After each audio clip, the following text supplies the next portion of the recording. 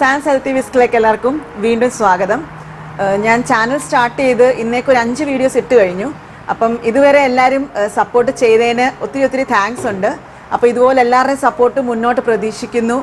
Subscribe ചെയ്യാത്തൊരു channel subscribe ചെയ്യുക. അതിൻ്റെ കൂടെയുള്ള നോട്ടിഫിക്കേഷൻ ബട്ടണും എനേബിൾ ചെയ്താൽ മാത്രമേ എല്ലാവർക്കും നോട്ടിഫിക്കേഷൻ വരികയുള്ളൂ വീഡിയോസ് അപ്ലോഡ് ചെയ്യുന്നതിൻ്റെ. ലൈക്കും ചെയ്യുക, ഷെയറും ചെയ്യുക ഇനി എൻ്റെ വീഡിയോസ് അങ്ങോട്ട്. അപ്പം ഈ ഒരു സന്തോഷത്തിൽ ഞാനൊരു സ്വീറ്റ് റെസിപ്പി ആയിട്ടാണ് വരുന്നത്. പൈനാപ്പിൾ ഹൽവയാണ്. പൈനാപ്പിൾ ഒത്തിരി ന്യൂട്രിയൻസും ആൻറ്റി ഓക്സിഡൻസും ഒക്കെ നിറഞ്ഞ ഒരു ഫ്രൂട്ടാണ്. വൈറ്റമിൻ സി ഒത്തിരി കൂടുതലുള്ളതാണ്. അപ്പം നമുക്ക് അത് വെച്ച് തന്നെ സ്റ്റാർട്ട് ചെയ്യാം.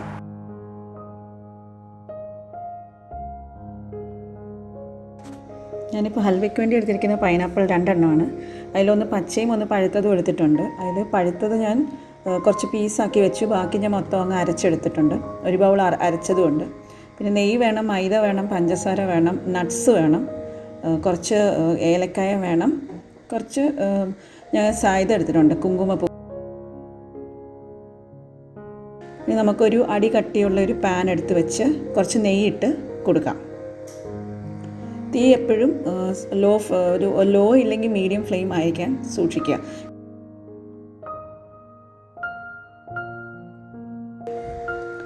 നെയ്യ് ഒഴിച്ച് അതിനെ ഒന്ന് ഇളക്കിയിട്ട് നമ്മൾ അതിനകത്തോട്ട് അണ്ടിപ്പരിപ്പും കിസ്മിസും കൂടി ഇട്ട് വേണം സോട്ട് ചെയ്ത് കൊടുക്കാൻ. ആദ്യമേ അണ്ടിപ്പരിപ്പ് ഇട്ട് അതൊന്ന് മൂത്ത് വരുമ്പോഴത്തേനും നമുക്ക് കിസ്മിസും കൂടി ഇട്ട് ഇളക്കി അതിൻ്റെ കൂട്ടത്തിൽ കൊടുക്കണം.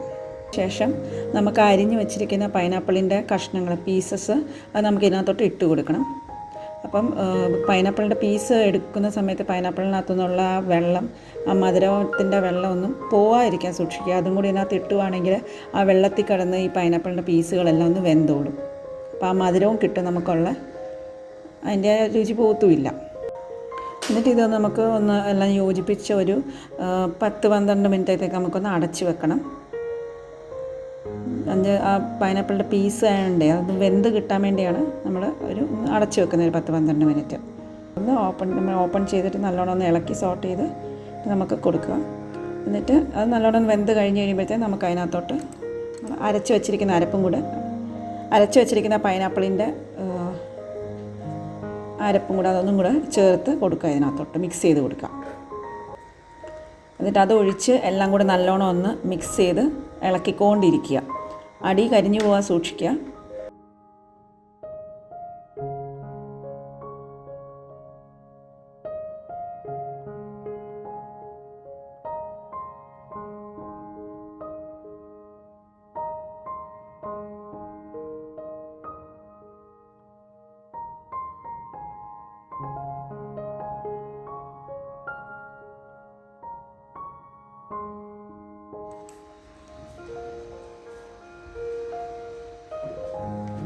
അപ്പോൾ ഇത് ഇളക്കി കൊടുത്തുകൊണ്ടിരിക്കണം.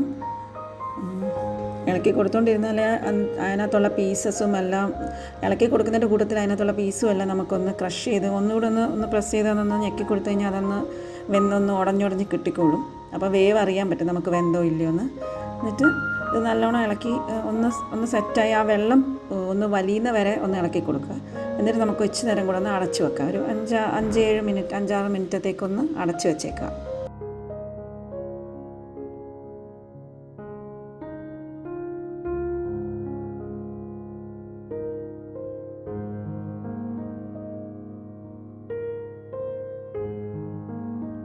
മാഷായി കിട്ടും എല്ലാം കൂടെ.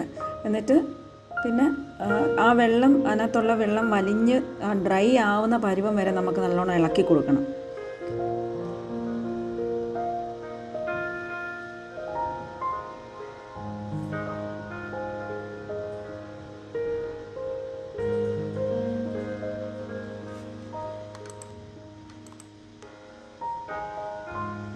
ഇനി ഇതിലേക്ക് നമുക്ക് പഞ്ചസാരയാണ് ചേർത്ത് കൊടുക്കേണ്ടത്. അപ്പം നല്ലോണം ഒന്ന് ഡ്രൈ ആയെന്ന് മനസ്സിലായി കഴിഞ്ഞ് കഴിയുമ്പോഴത്തേന് പഞ്ചസാര ചേർത്ത് കൊടുക്കുക.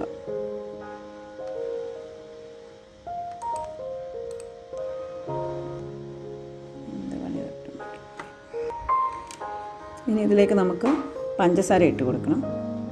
ഞാനൊരു 3 ടേബിൾ സ്പൂൺ പഞ്ചസാരയാണ് എടുത്തു വെച്ചത്. 5 ടേബിൾ സ്പൂൺ എടുത്തു വെച്ചു. അതിൽ ഞാൻ 3 ടേബിൾ സ്പൂൺ ആദ്യമേ ഇട്ട് കൊടുത്തു. പഞ്ചസാര ആവശ്യമുണ്ട് വേണ്ടെങ്കിൽ അനുസരിച്ച് മാത്രം ലാസ്റ്റ് ഇട്ട് കൊടുത്താൽ മതിയല്ലോ. അപ്പോൾ ആദ്യമേ 3 ടേബിൾ സ്പൂൺ ഇട്ട് കൊടുത്തിട്ട് നല്ലോണം ഒന്നുകൂടും എല്ലാം ഒന്ന് ഇളക്കി കൊടുക്കണം. അപ്പോൾ ഇത് ഇളക്കുന്നതിനനുസരിച്ച് ഇത് ഒന്ന് കട്ടിയായി കാരമലൈസ് ആയി വരും. അപ്പം തീ എപ്പോഴും കുറഞ്ഞിരുന്നാൽ മാത്രമേ അത് കരിഞ്ഞു പോകത്തില്ല, അല്ലെങ്കിൽ പഞ്ചസാര ആയതുകൊണ്ട് എളുപ്പം കരിഞ്ഞു പോകും.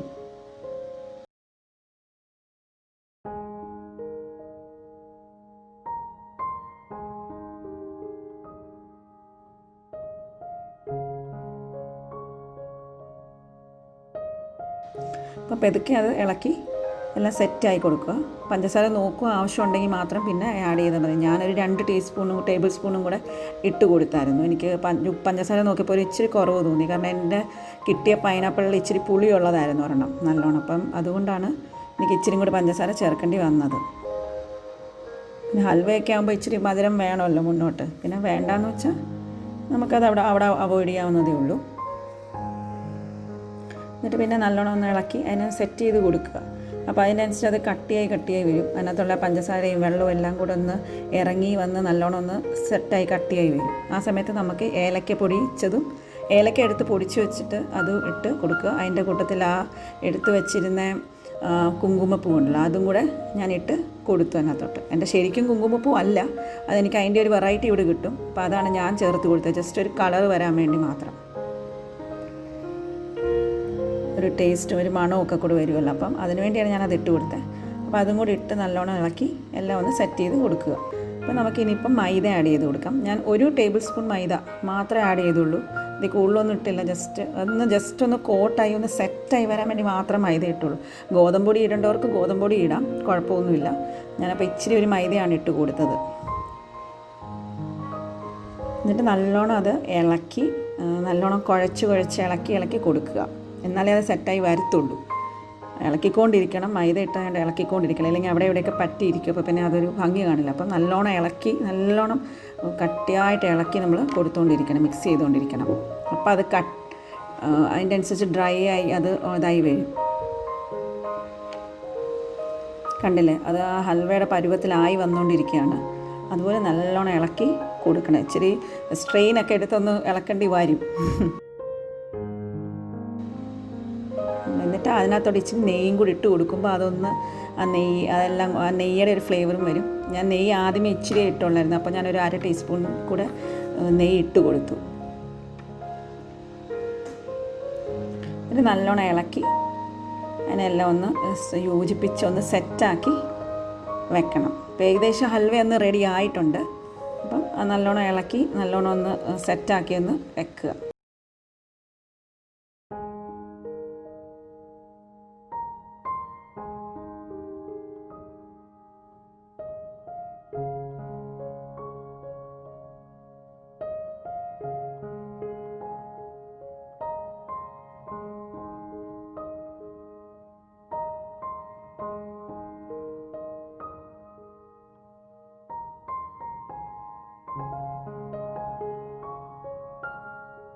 അപ്പോൾ ഇത്രയേ ഉള്ളൂ. ഹൽവയുടെ പരിപാടി എളുപ്പമാണ്. ഇതിനകത്ത് മെയിനായിട്ടുള്ളത് ഇളക്കാണ്.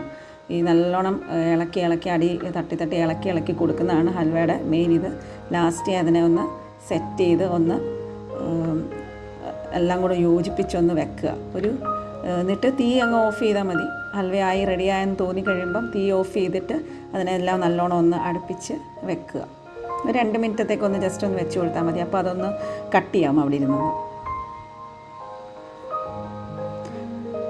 ഇനി നമുക്കിതിൻ്റെ മേളോട്ട് ഇച്ചിരി ബദാം പൊടിച്ച് വെച്ചിരിക്കുന്ന ബദാമും കൂടെ അതിനകത്തോട്ട് ഇട്ടൊന്ന് ഇച്ചിരി ഒന്ന് ജസ്റ്റ് ഒരു ഭംഗിക്ക് ഇട്ടൊന്ന് കൊടുക്കാം. നമ്മൾ ഓൾറെഡി അതിനകത്ത് കാഷ്നട്ട്സും മുന്തിരിങ്ങ ഇട്ട് കൊടുത്തിട്ടുണ്ട്. അപ്പോൾ അതിൻ്റെ മേളിലോട്ട് ഇച്ചിരി ബദാമും കൂടെ നമുക്കൊന്ന് ഇട്ട് കൊടുത്താൽ മതി. അപ്പം ഹൽവ റെഡിയായി കഴിഞ്ഞു. എല്ലാവർക്കും ഇഷ്ടപ്പെട്ടെങ്കിൽ ലൈക്ക് ചെയ്യുക, ഷെയർ ചെയ്യുക, സബ്സ്ക്രൈബ് ചെയ്യുക. ഇനി അടുത്ത റെസിപ്പിയായിട്ട് കാണുന്നവരെ ടാറ്റാ, ബൈ ബൈ.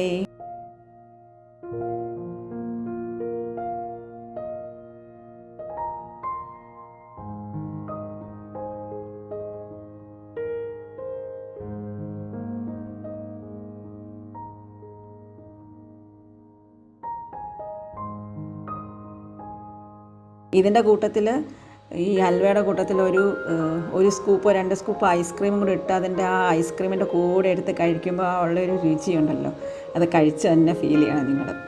അപ്പോൾ ഓക്കെ, ബൈ.